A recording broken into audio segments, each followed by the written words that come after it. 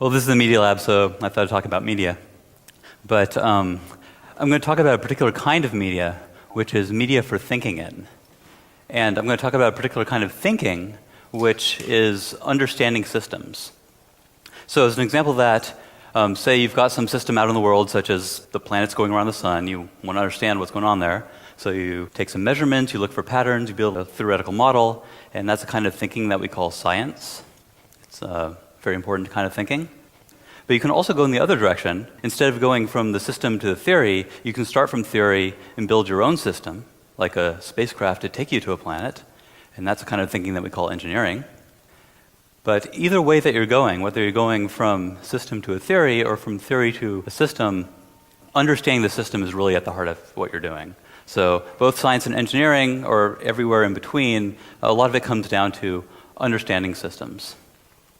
And media matter because media are thinking tools, right? The representations that we use of the system are how we think about it. Our representations are how we understand the system and what we understand about it. And so if we want powerful new ways of understanding complex systems, or if we want to build powerful new systems, we need powerful new representations. And we need a powerful new medium in which we can create and work with those representations. So much of the way we work with systems today is derived from pencil and paper, from the pencil and paper medium. Even when we're working on the computer, we're still thinking in pencil and paper. And I think there's an incredible opportunity now to rethink how we think about systems. So in this talk, I'm going to show you a bunch of different examples of different representations of different systems, and to try to kind of give hints as to what this new medium for working with systems might be. These examples are kind of from all over. There's like programming, circuit design, and signal processing, and this and that. If you're not familiar with one of these domains, doesn't matter. You don't need to know any of the technical details. All that matters is the representations. Every idea I show here can be pretty much applied to pretty much any domain. So I'm going to start off with taking a look at a scientific paper. This is a paper on network theory that was published in Nature a little while ago. A very influential paper, basically started an entire field of network theory, and it kind of looks like a paper, right? It's got a lot of words and numbers, and here's a figure, and here's a table, and there's another figure. I'm going to read a little bit to you from this paper, from the introduction, second paragraph where they're kind of setting things up. The networks of interest to us have many vertices with sparse connections, but not so sparse that the graph is in danger of being disconnected. Specifically, we require that n much greater than k much greater than log n much greater than 1, or k much greater than log n guarantees the random graph will be connected. In this regime, we find that L goes as n over 2k much greater than 1, and C goes as 3/4, as P goes to 0, and this is incomprehensible. And this is a very well-written paper. The authors are excellent writers. What we have here is the authors have a very rich picture in their heads, and they're trying to compress that picture to transmit over a very low bandwidth channel, which is this stream of numbers and symbols, right? So it's a very lossy compression, and we've got the reader on the other end trying to decompress this picture into their own head, and it doesn't work very well. So I redesigned this paper, and my redesign looks a little bit like this. So you can see words and pictures very tightly intertwined, a little bit of words, a little bit of pictures. I'll read a little bit to you from this part up here, where they're establishing the algorithm that they used to generate these networks that they study. We start with a ring of n vertices, and here we see a ring of 12 vertices, where each vertex is connected to its k nearest neighbors. Here we see k equals 4 connections, like so. Now they're all connected. We choose a vertex and the edge to its nearest neighbor. There's the vertex, there's the edge. With probability p, we reconnect the edge at random. There it is reconnected. We repeat this process moving clockwise around the ring, like so. So instead of just describing the algorithm, it's depicting the state of the system at each step. So this is what you normally would have to construct in your head. Here, the picture in your head is just illustrated. Here they're discussing some relationships. The regular lattice, L grows linearly with n. We see L growing linearly with n. We see C is staying constant. The random network, L grows logarithmically. We see L grow logarithmically. We see C going as a reciprocal relationship. When we read the word logarithmic, we don't have to reconstruct that relationship in our head. You can just see it. So what I'm doing here, it's it's really just a very simple trick. It's to understand the picture that's in the author's head and just reproduce that. So we're showing the state of the system. We're showing the behavior of the system as it goes through this algorithm. In my next example, I'm going to go to a completely different domain, but I'm going to use kind of the same trick. So this next example is an example from circuit design. So here's a circuit that I'm working on, and I'm not done drawing it, so let me finish drawing it. And that. And now the circuit works. Although you can't actually see it working, you can't actually see anything. So we kind of have the same problem as with that original paper, is that the system is doing something, and we can't see it doing anything. If you were to build this circuit on a lab bench, you could at least take an oscilloscope and probe around and see what's going on at this node, what's going on that node. So you should at least be able to do that. So here, I'm showing the voltage at that particular node, and it's simulating in real time, and we can see what it's doing. But you still can't understand the system. In order to understand the system, it's not enough to just see one variable, one voltage. You have to see all the voltages. You have to see all the variables. You have to understand what's happening here and here and here and here and here and here. And normally you have to reconstruct that in your head. But if I spread these out a little bit and switch to this representation, now you can see all the voltages across the entire circuit.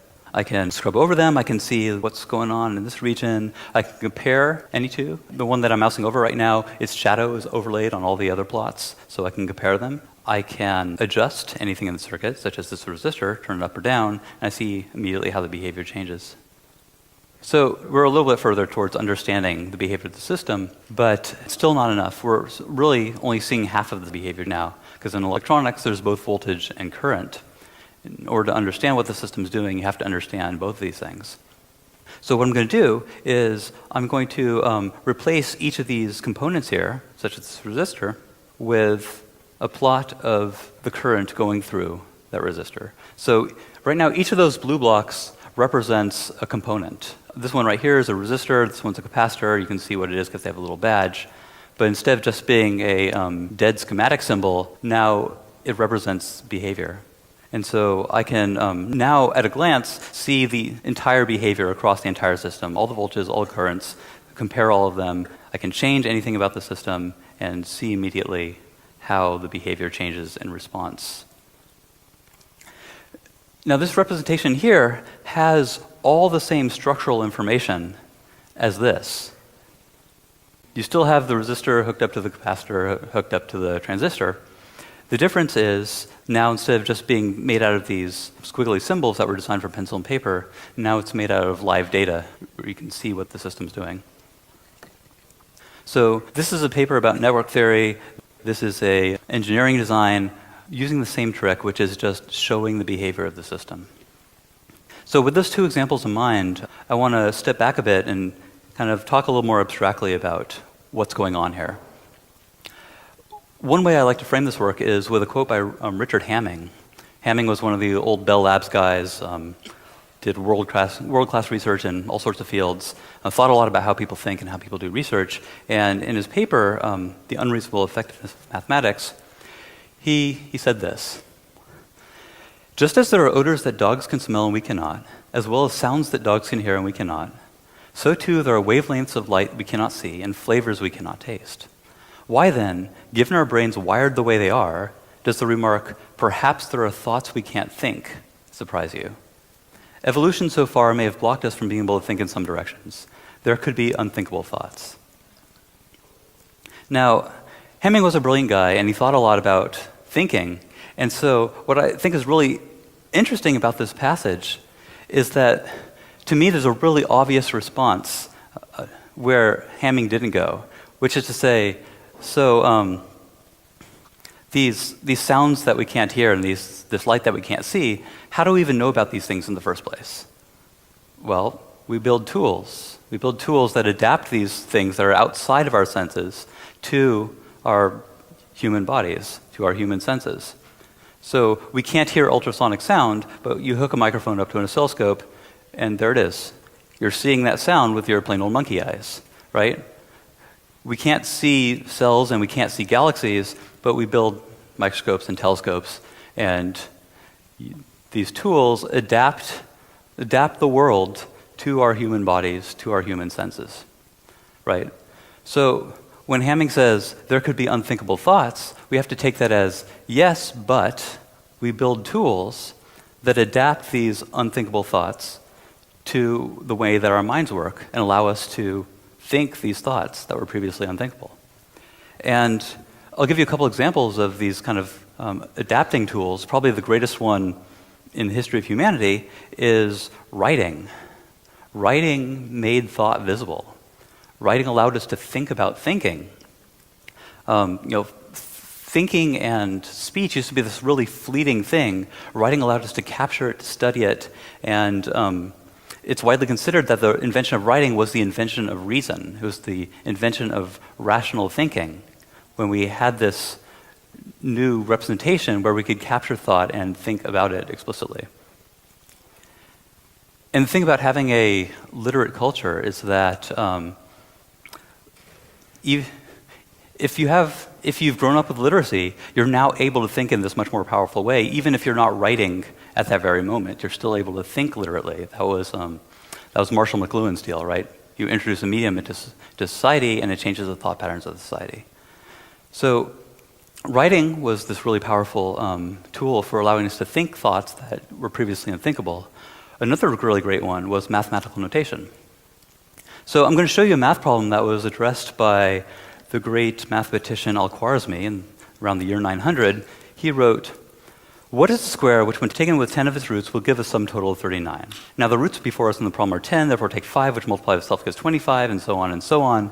And it would be another 800 years before we'd be able to write that same problem in this form." So there's a structure that's visible in that bottom form that's invisible, it's hidden in the recipe.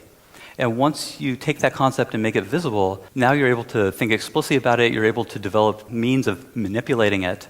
And the invention of this notation is widely considered to be the birth of modern mathematics. One reason being that once you have it in that bottom form, you can start to think, well, what if x isn't a number? What if x is a velocity or a matrix or a member of some abstract group? And I think it's really interesting that the birth of modern mathematics is considered to be not any particular mathematical concept, but a user interface, right? So when I'm talking about thinking unthinkable thoughts, this is the sort of thing I have in mind. These representations that make concepts visible that used to be invisible and allow us to think explicitly about them, allow our minds to go in directions that couldn't go before. Now, in the same way that if you're going to build a microscope, it probably helps to know a little bit about optics, know how the eye works. If you're going to build a thinking tool, it probably helps to have some idea of how people think about things. And one simple framework that I like is one I got from Jerome Bruner, who adapted it from Piaget, and he talked about these 3 different mentalities, these 3 different ways that people have of thinking about things, which he called the inactive, the iconic, and the symbolic. And in modern UI terms, they might be called interactive, visual, and symbolic. So interactive is thinking by doing, by actively exploring, performing, thinking with your hands, being a body, embodied in space, all that. The second channel, visual channel, is thinking by seeing, especially seeing many things in parallel, being able to make comparisons, being able to recognize shapes, thinking with analogies. The third channel, symbolic, is thinking with language, step-by-step logical reasoning, all that. One great example of that first channel, interactive, is the discovery of the structure of DNA by Watson and Crick.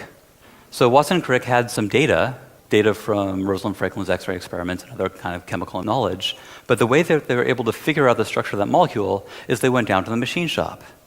And they built these physical models out of brass and wire, and they went up to their office and tried to fit them together. And they were ridiculed by their colleagues. Their colleagues were like, "Hey, it's Watson and Crick playing with their toys again." And then, 10 years later, Watson and Crick are like, "Yeah, it's Watson and Crick playing with our Nobel Prizes again," right? So the structure of DNA was unthinkable. Like, literally, nobody could think of it. They were able to think this thought by moving it from the symbolic channel to the interactive channel where they could think with their hands. And nowadays, of course, all chemistry students play with physical models. It's just totally standard. A great example of thinking in that second channel, the visual channel, 1786, William Playfair was writing a book about economic trade balances in the European countries, and his book was full of these tables of numbers, so many exports from Finland, next page, so many exports from Germany or whatever. And he had a thought, which was, what would make these numbers easier to understand is if I drew a map of numbers. And so he drew this, which was the first time anybody had plotted data. This was the first data graphic. He filled his book with these things and invented the field of statistical graphics.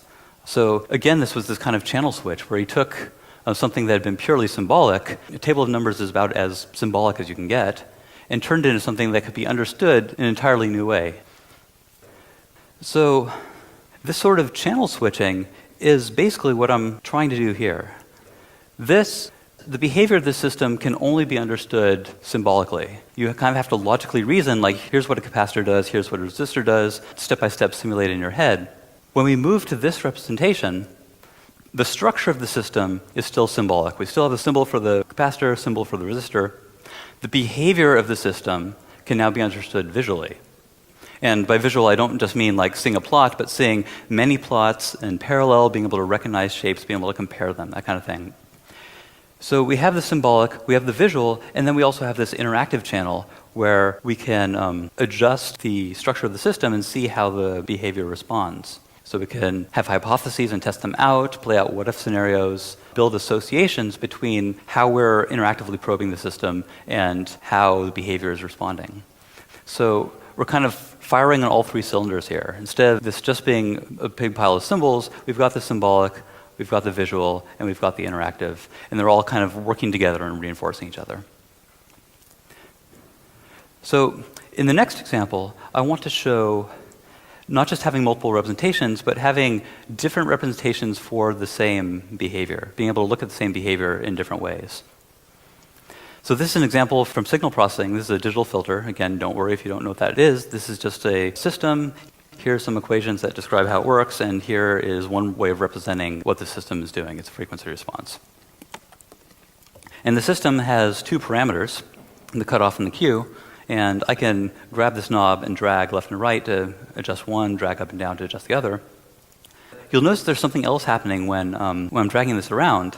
So if you look up here, there's this coefficient kf that's being multiplied.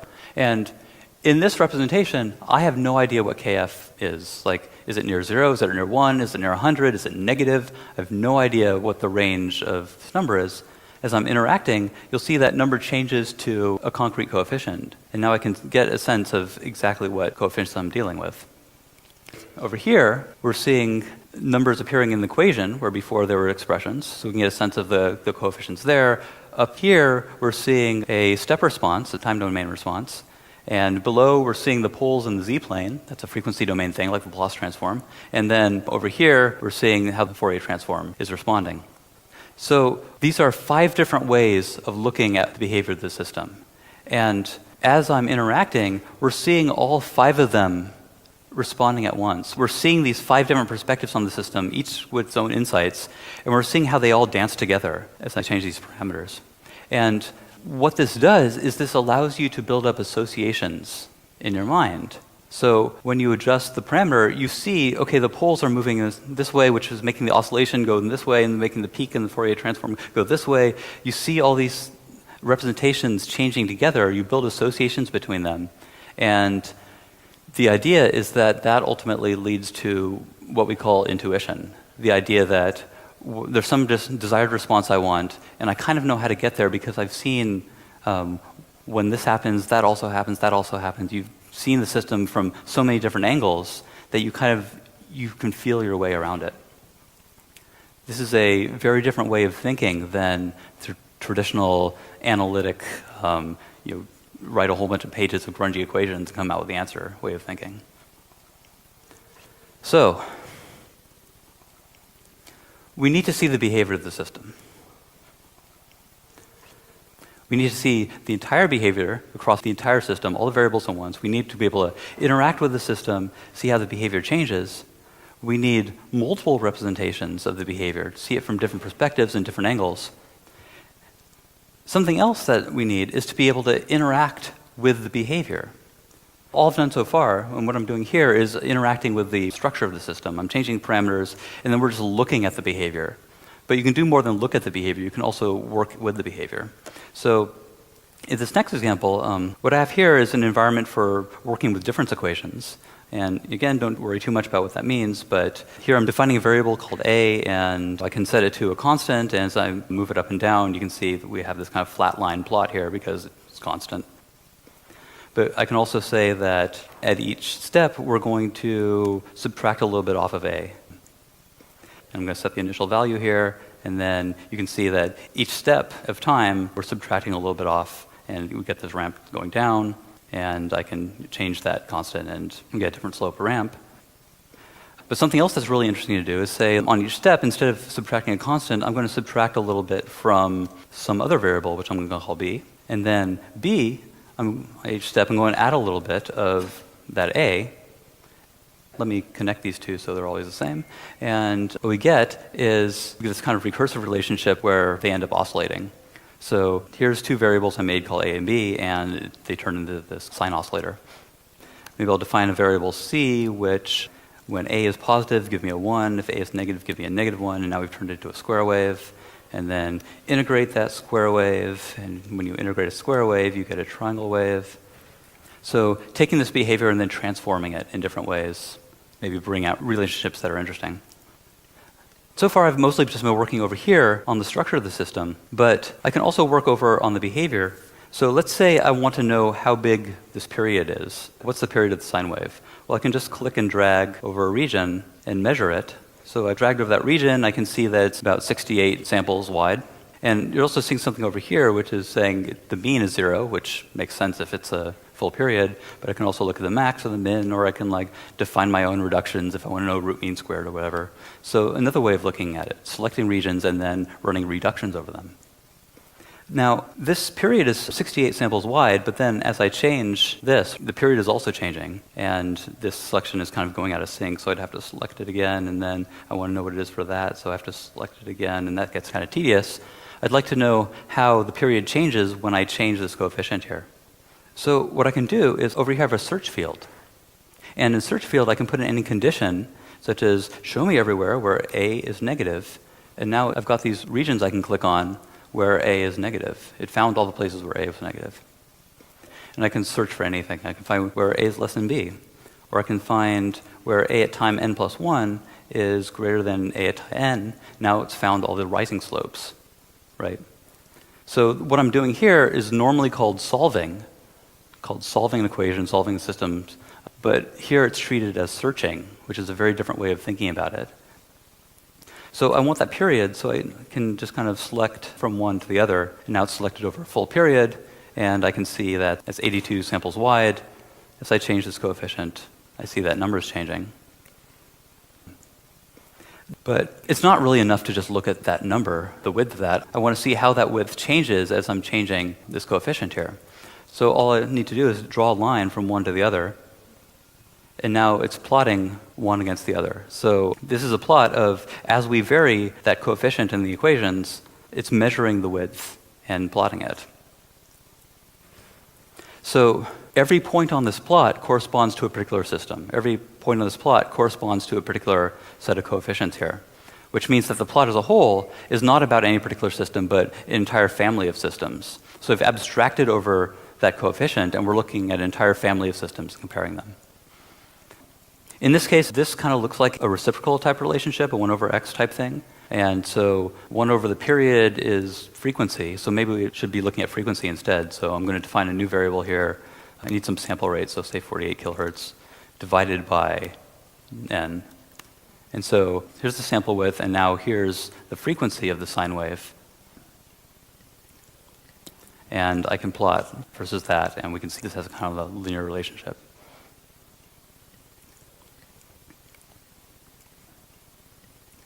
So we need to see the behavior of the system. We need to see the entire behavior across the entire system, all variables at once. We need to interact with the system, see how the behavior changes. We need to be able to see multiple representations of the behavior. And we need to not just see the behavior, but be able to interact with it, to be able to measure it, reduce it, transform it, search it, whatever makes sense for this particular system. And we need to be able to abstract over individual systems and look at families of systems compare between them. Now, the next example I'm going to show you is about having multiple representations linked together. And this is a programming example, actually.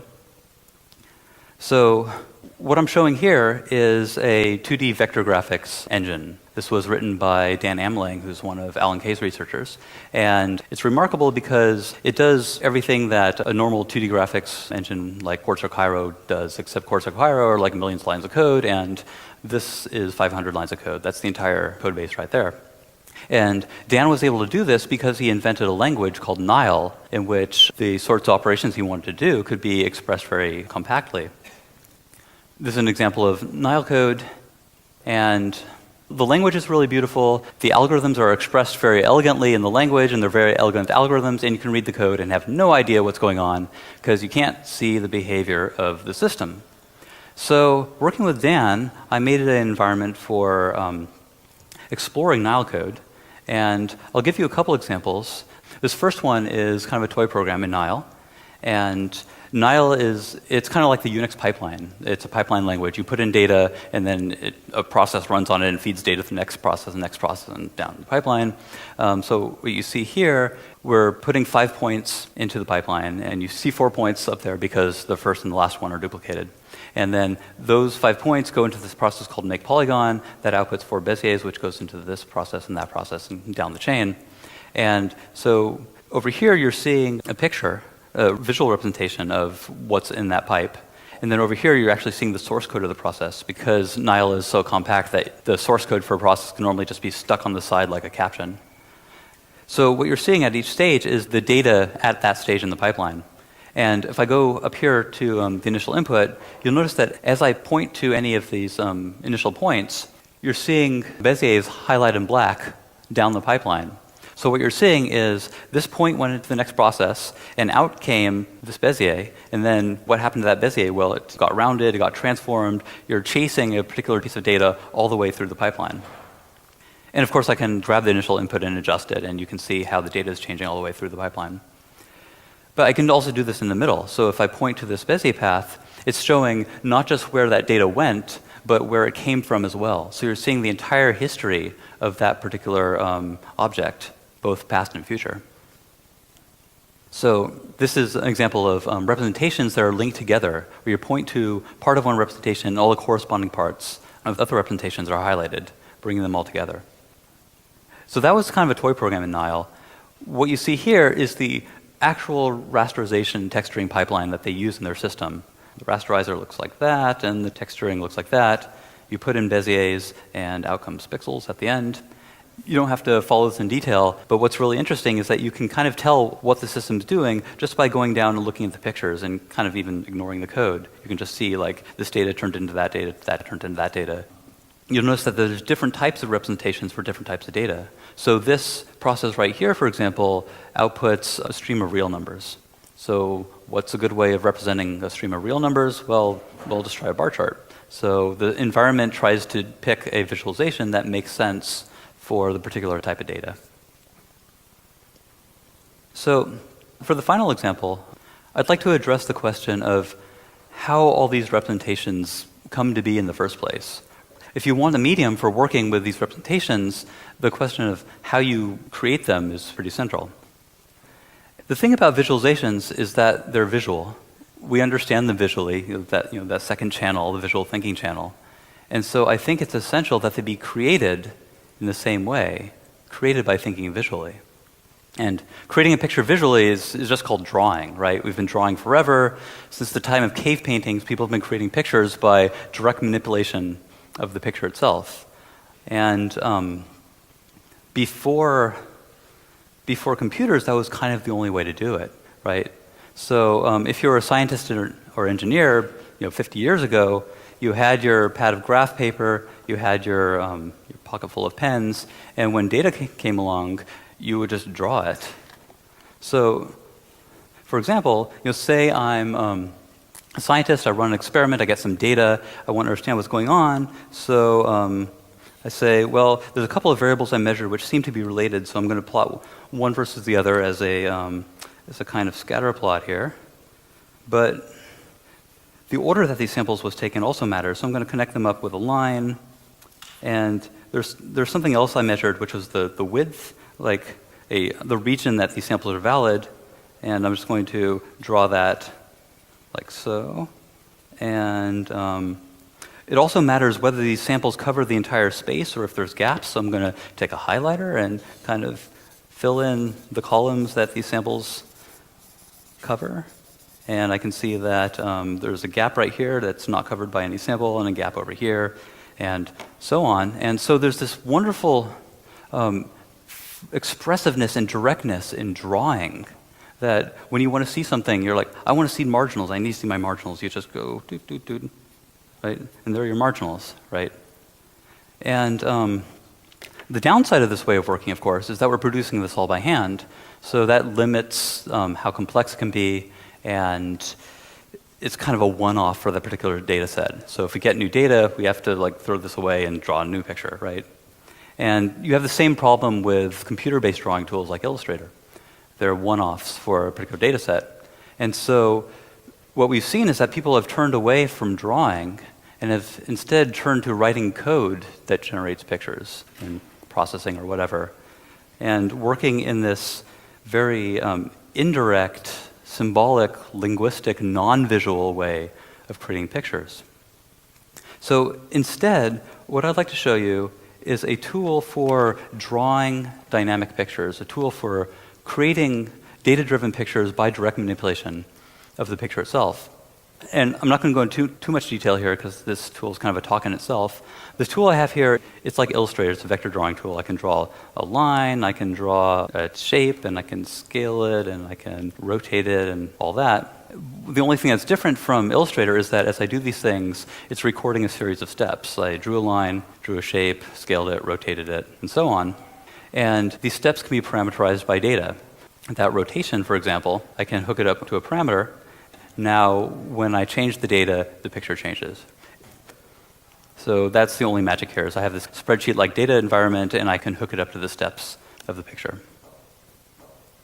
So if I have that same situation that I drew here, I've got my data, I want to understand what's going on. Well, maybe I'll start off drawing it as a kind of scatter plot. So I'm going to draw a rectangle over the entire canvas and scale the width by one of the variables and scale the height by the other variable, and make that a guide and draw a little dot at the end.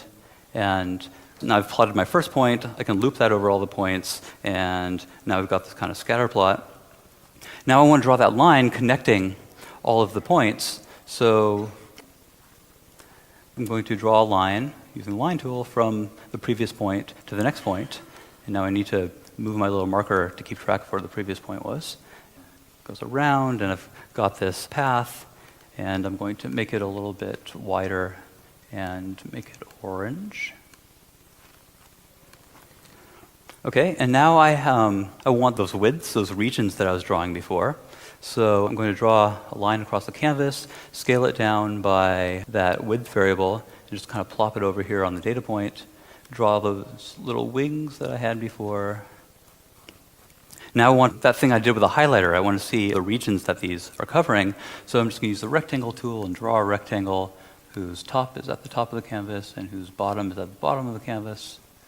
And let me get rid of the stroke there and make it orange. So now I can see there's a gap in the samples here, and there's this region here that was overlapped by two samples. Now I'm kind of losing track of what direction this is going, like whether it's the samples were taken in the clockwise or counterclockwise direction.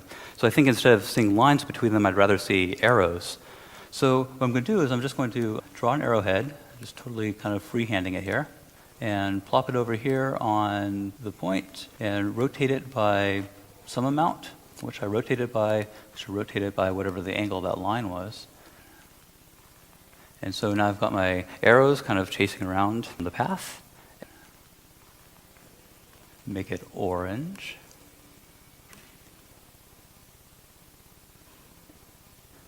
Let's scale it down so it's not so ridiculous. And now the scatterplot dots are just kind of getting in the way. So I'm going to select that and hide it, and so on. And so I drew this picture the same way I would draw it in Illustrator by directly manipulating the canvas. But this is driven by data.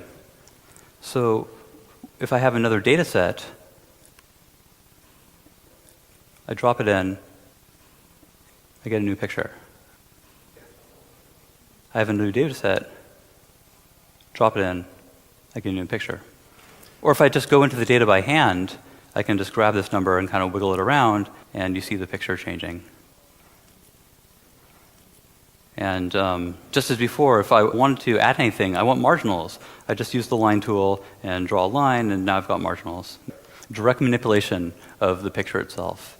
Thinking geometrically instead of thinking algebraically, thinking visually instead of thinking in language. So this tool can create all of the graphics that you kind of expect from a visualization.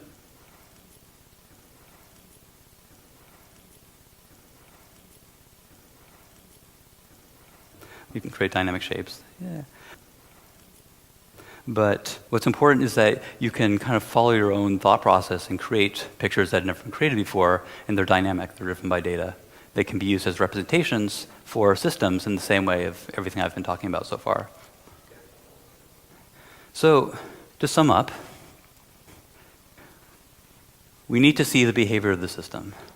If we want a new medium for working with these systems, for understanding them in powerful new ways, we need to be able to see the behavior of the system. That's what we can do now that we couldn't do on pencil and paper.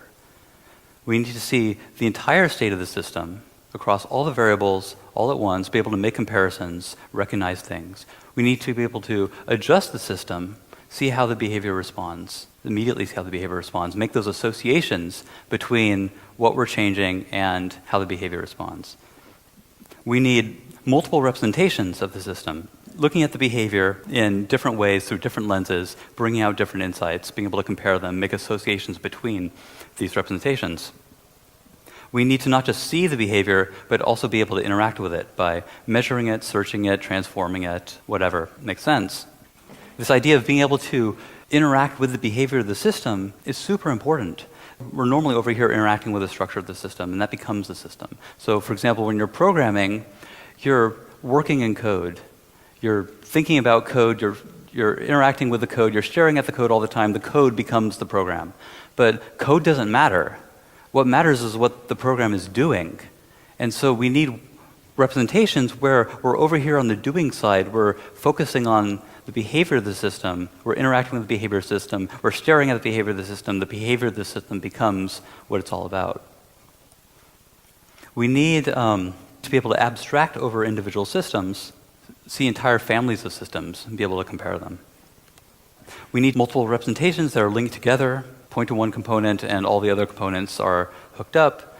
We need different representations for different types of data, and most importantly, we need a way of creating these representations that's in line with everything else that I've been talking about, and I think that means drawing it. Drawing these representations, direct manipulation of the picture itself. So, everything that I've shown you so far are hints. These are nibbling at the corners of a big problem. The big problem being, what is this new medium for understanding systems? We need to get away from pencil and paper thinking. Even when you're working on the computer, you're still thinking in pencil and paper. All the techniques we have for working with systems are derived from pencil and paper, especially programming. Programming, you're working in a written language. Written languages were designed for writing. In the bottom right corner here, that's Dijkstra's handwriting. He handwrote everything. He logically reasoned about everything. The idea of visually and interactively exploring the behavior of a system wasn't even on his radar. He probably would have found it repugnant. And that's the legacy that we've inherited. So I think we have this opportunity to reinvent how we think about systems, to create this new medium. And I don't know what that medium is, but if you'd like to help find it, let me know. Thanks.